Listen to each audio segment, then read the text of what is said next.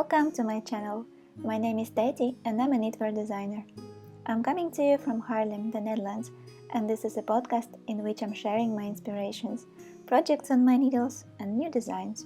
Please subscribe if you like it here and enjoy the episode.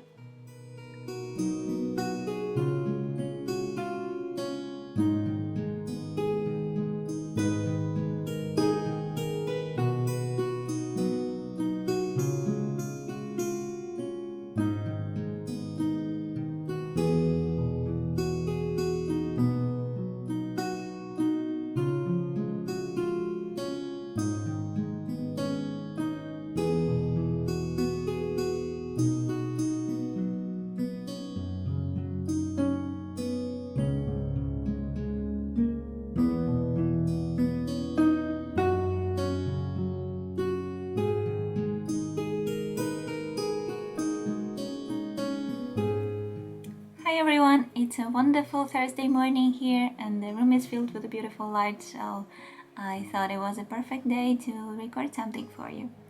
Today I will be showing you things that I've been working on in the last few weeks, and those include three main things. So first is something that I've been working on to destash my scrap yarns, and then I have a collaboration with Cardiff Cashmere, the design I showed you last time.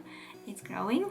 And another thing that I also almost finished is a collaboration with La Mana yarn, and that's also very exciting. So I am really looking forward to this episode and sharing more with you.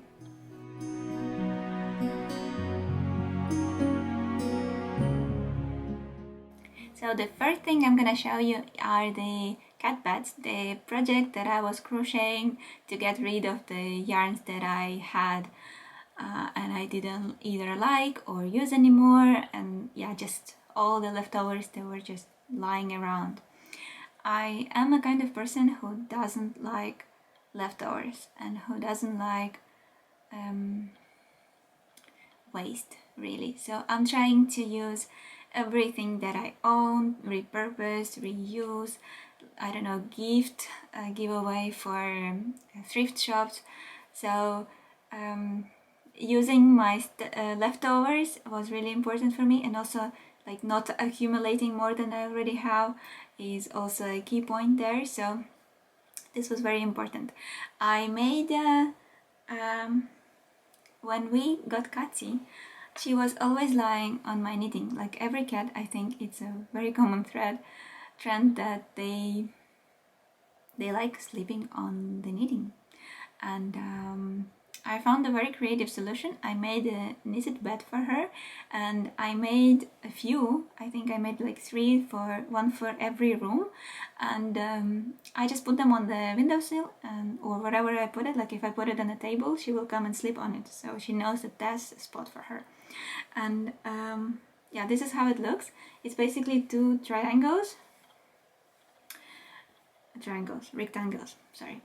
And yeah, you knit them separately, and then you crochet them separately, and then you just join them together with one extra round, and it's a nice little cushion, and you can also put some filling inside, so it will be like a proper cushion for more tender, gentle souls out there. And yeah, it's super functional, it lasts forever, and it's a wonderful use of all the colors and textures and all possible combinations that you could think of in your scrap stash. So I made quite a few of those. Not all of them are really beautiful, but well, they are cute, and they used up all the yarns that I had. I still have for probably another one of this, and I will give those away to friends who have cats, or maybe even sell some on my Etsy shop. I also tried to use the yarn that I showed you last time, the one that I brought from Ukraine, and I tried knitting with it, and you remember it is not spun, it is very loosely spun, and the thread is not very stable, so knitting with it is not an option really, unless with like huge needles and very loosely. So I took 2 strands of this held together, and I'm making a bed as well, and it looks very sturdy, and I think it would be like even a nice small rug for like doorstep rug or something. It has this really rustic texture, and I think it will withstand quite some wear. So yeah, I'm gonna finish this as a bed probably, and then see what I have left, and maybe make a doorstep rug or something. Yes, that sounds like a plan. What I forgot to mention is that the pattern for this cat bed is called Katsy's Bed, and it's a free pattern available on my Ravelry.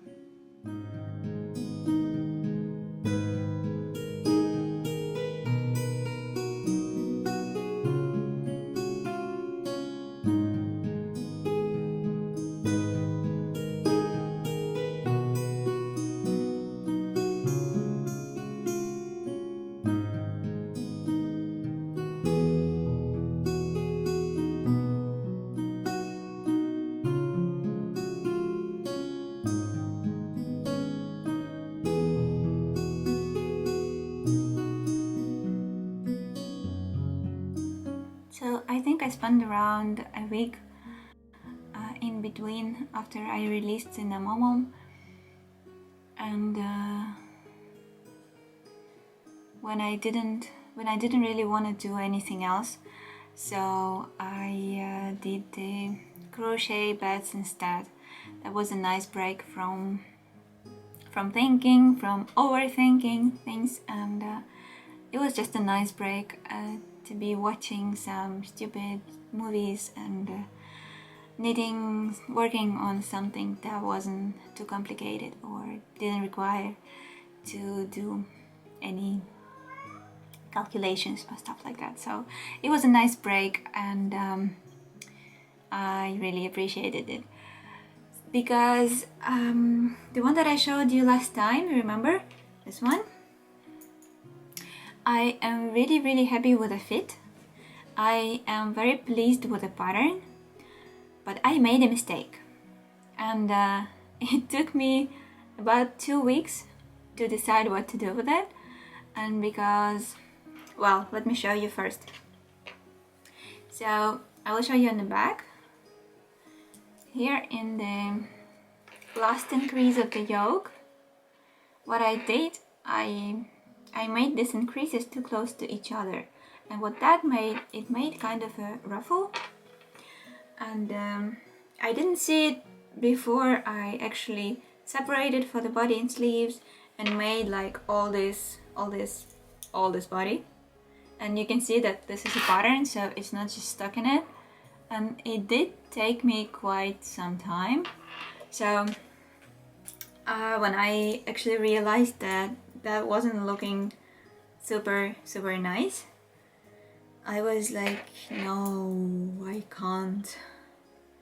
I don't want to unravel everything till like the upper part of the yoke and redo everything just because I made that one mistake. I went ahead and I tried to block it just on the front, little bit, with a little bit of water. You can still see it, it's still there, but I thought that it wasn't that terrible, and I decided to keep it this way on my sample and hope that it will block out nicely when I wash it.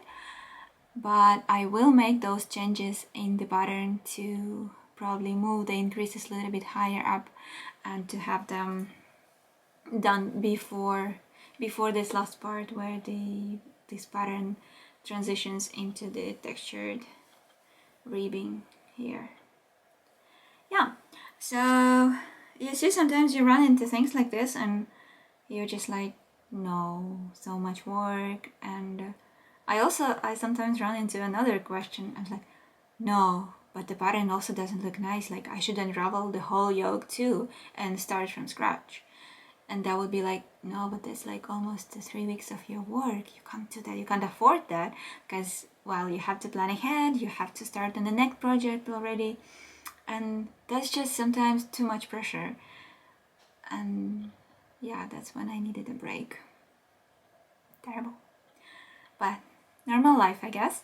And yeah, so this one is growing really, really nicely. I have 3 more skeins. So I finished one sleeve and then I will do the second sleeve to see how much yarn I have left. And then I will finish the body, and the body will have the same ribbing as here in the cuffs. Yay. It is very, very simple. I really enjoy how simple it is. I was surprised how well Mimunga was received, even though it's super, super simple. And actually, I think that's something that speaks to me because I don't have to make complicated charts in advance and like overthink it before I actually cast on. I can make simple calculations and then I just have my flow. I actually really enjoy having this freedom of just designing on the go.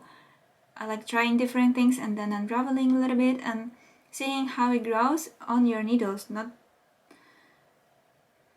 for me, this is creativity. It's not about coming up with a beautiful chart and very complicated things.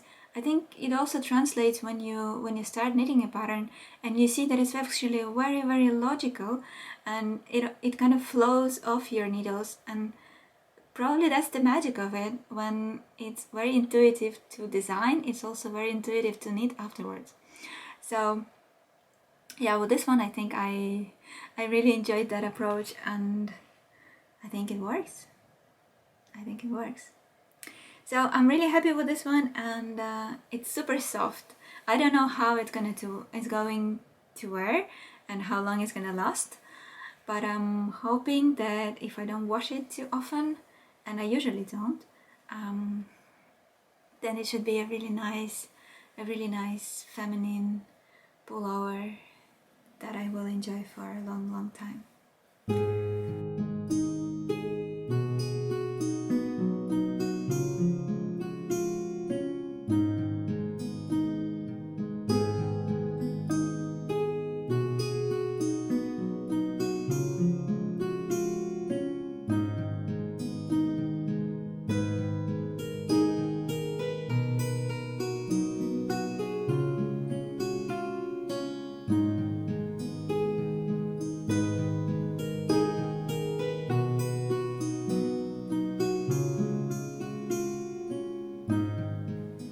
It seems like I've been a bit on a brown rush here, because this one is brownish, and then I have another project that is also brownish, and this is this beauty.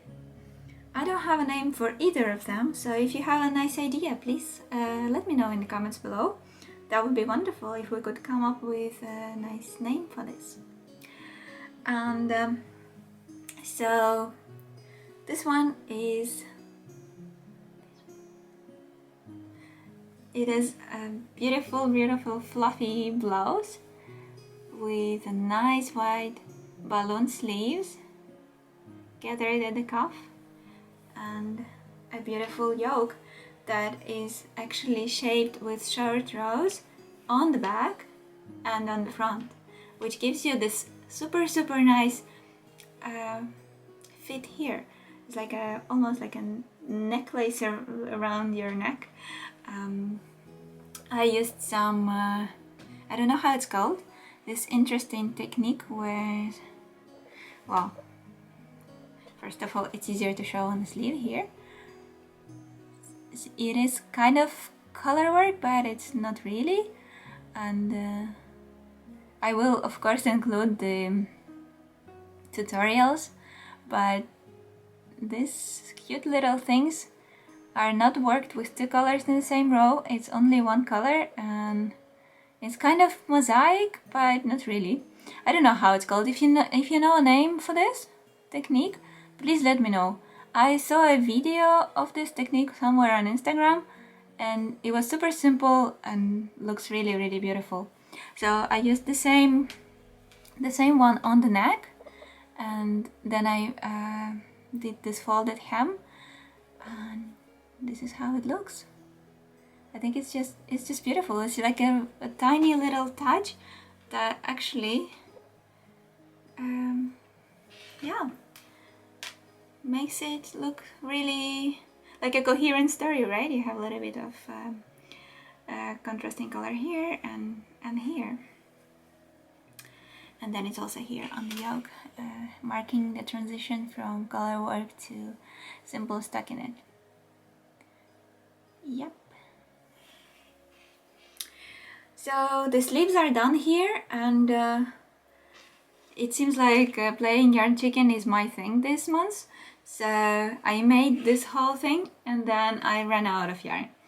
Even though I calculated to have extra, but I think it has to do that initially I thought that the color work will be, so I will use more of the contrasting color yarn and less of the main color, but it turned out that I used more of the main color. I did less of the patterning, and well, basically I ran out of yarn, and luckily I could get more. So let me show you the yarn. So what I'm using for this one is La Mana Milano. So this is a fingering weight yarn. It's what it is. It's Merino Superfine plus Cashmere. I'm using one strand of this one and 2 strands of their Premia Kid Silk Mohair with what it is. Yeah, Super Kid Mohair, and 2 strands of this. And I'm knitting on 4mm needles, and it creates this super nice, warm and fluffy fabric. You see how much fast that gives? Super nice. And it is really light and really warm, and since I've been wearing my floral cocoon for so much now, it does show a lot of wear. And I was thinking that this would be a really nice substitution, and it is actually knit in the same shape, so it gives it has the same like blousey, flowy feel, and I think I will make it a little bit longer to have it over, I don't know, some, yeah. And I think I will make it a little bit longer than floral cocoon to have just a little bit of variability for winter, and yeah, I think that should be really lovely. So the yarn for this design was gifted to me by La Mana, and it was very nice of them. They shipped extra yarn that I asked for. Also, like in one day, I had it in my mailbox. They have sent me a huge box with samples of different yarns that bases that they stock, and a book with all the colors. And it was so incredibly difficult to choose a color. First, because it's from the screen or print, it's different. I checked. What I usually do, I also go on Instagram and I check those yarns and see how the pictures look in different lighting and everything. So when I asked for this one, I was actually thinking that it is going to look warmer, that the color is actually warmer than it is, but unfortunately that was a surprise for me. It is not that warm. It actually has a bit of a cooler undertone to it. Can you see? I think that's basically like a true color, what you see now. It's hazelnut and it's a beautiful color, but I was on some of the pictures it did look warmer, so I was hoping for a little bit warmer color. And then this one is also, this one is called Muscat, I think, and it is also on a cooler side. So yeah, it is always difficult to choose colors when you choose not in real life, and I couldn't find stockists here in Netherlands so that I could go and see them in person. But if you look at their silk mohair base, look how many colors they have. It's just impossible to choose, right? And now I'm thinking that I should have gone for something like this orange or curry or something, yeah, or maybe even pink or peach, like peach or antique pink they have. Well, there are millions of options, and like for many other yarns, they also have like a lot of beautiful colors that I'm dying to try. So I'm hoping this is not the last collaboration they do with me, because yeah, I'm really excited about the yarns. The quality is really nice, and I think it's gonna wear very nicely. It's a pleasure to work with, really. So yeah.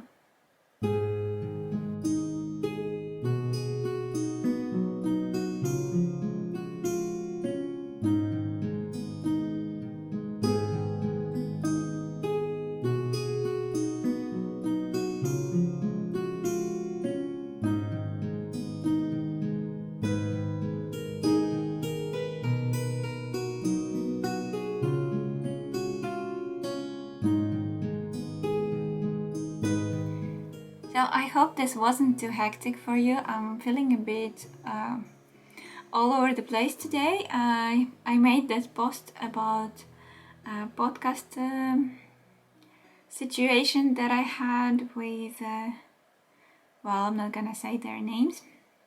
I think everybody knows who I'm talking about, and I was really upset and disappointed yesterday when this whole thing happened.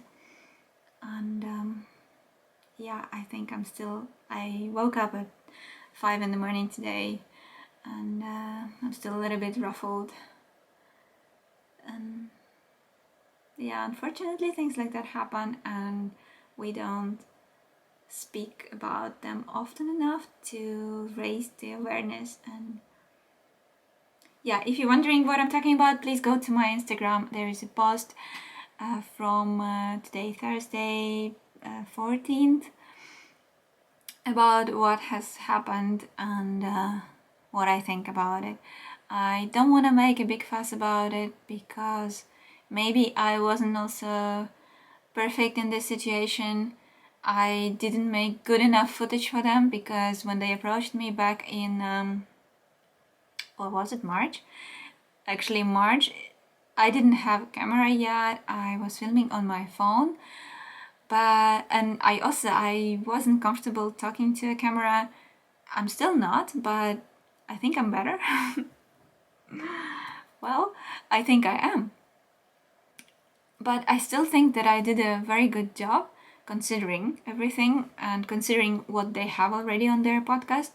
So I actually felt like it was very unfair, the whole situation. And yeah, I felt offended. It's not like I'm angry, but I'm really disappointed about how everything turned out. Well, luckily I have all of you, and I'm really happy that you are not the people who are here for the discounts, and I really hope that you appreciate what I do and who I am and what I'm sharing with you, because I'm trying to be as honest as I can. I'm not hiding anything. You see everything that's going on, and I want to be honest with you about things that go into work and how and what stands behind all the products that you see, you know? It's not something that is just made out of air and is not worth anything, you know, that you can just give away for free. That's not how it works.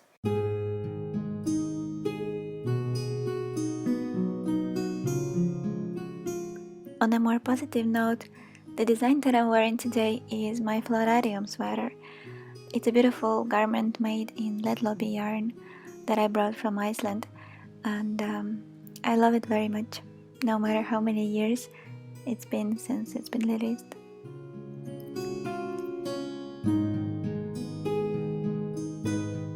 And as a follow-up to the previous episode, I found this very old picture of me in my grandma's house. You can see those embroidered pillows and me wearing traditional Ukrainian blouse lying on top of a woolen blanket. Very, very special. So thank you for being here for me. Thank you for supporting me on Patreon if you do. If you're not, maybe consider if you can afford it. If you don't, no worry. Thanks for all your likes and shares and your comments. Please let me know what you think about the new designs. I'm looking forward to hear about your name suggestions. Please leave them below. And yeah, I see you soon in the next episode. Bye!